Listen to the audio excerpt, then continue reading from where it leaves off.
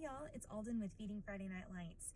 August is almost over, which first of all is crazy town, and second of all means that September is coming. It's Childhood Cancer Awareness Month, and it's time for our next Cookies for a Cause fundraiser. For those of you who have been around for a while, you know why this means so much. But just in case you're new, mine and Jeff's oldest son, Holt, is a cancer survivor. So every September, I run a Cookies for a Cause fundraiser where 100% of the proceeds, that's all generosity from all of you, are gifted directly to the family whose child is going through a cancer journey. And you guys showed up so huge for Ella Pearson last year. Last September, we were celebrating clear scans from her stage 4 high-risk neuroblastoma. And unfortunately, since then, she has relapsed. Her cancer is back, and she's quite literally in the fight for her life. And so I would really encourage you to go follow her Facebook page, Team Ella, because her parents are so wonderful at sharing their story and their journey and God's bigger purpose for the suffering. And I think a lot of us have questions like that with things that are happening all over our world today. So I would drive you to her page to really be uplifted as you keep them in your thoughts and in your prayers. I've identified the family that will be the benefactors for this month's and this year's September Cookies for a Cause fundraiser.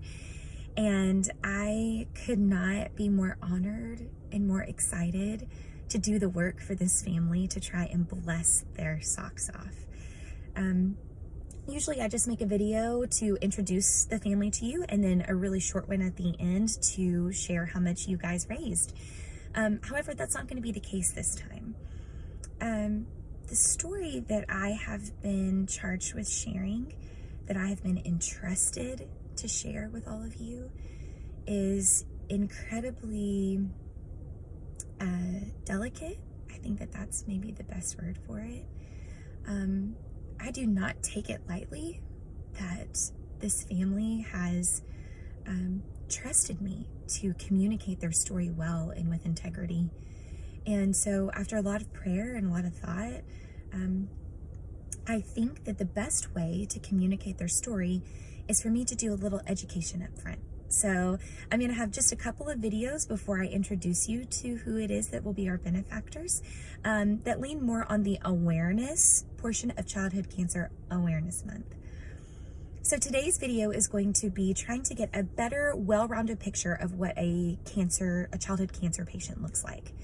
When I say childhood cancer, you probably initially think of a child that's like pale, frail, dark circles under their eyes, bald, no eyebrows and eyelashes, someone that looks sick.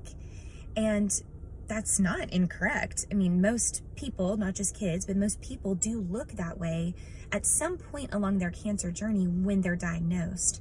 Frontline treatment of chemotherapy is really, really hard on the body, and that's something that we'll talk about in a different video.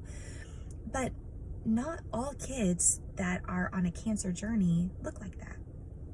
A lot of them have really, really high doses of steroids, so they've got the swollen steroid face. They're really, really hungry, and so they're gaining weight crazy because the steroids that are trying to kick the cancer are also really kicking their metabolism into gear, and so they're starving. And then there are some kids that after they're off their frontline treatment of chemotherapy, they're onto proton therapy, they're onto immunotherapy, those kinds of things. And those types of medication don't always make you lose your hair. So they look, hopefully, as normal as a healthy kid that hopefully lives with you in your home.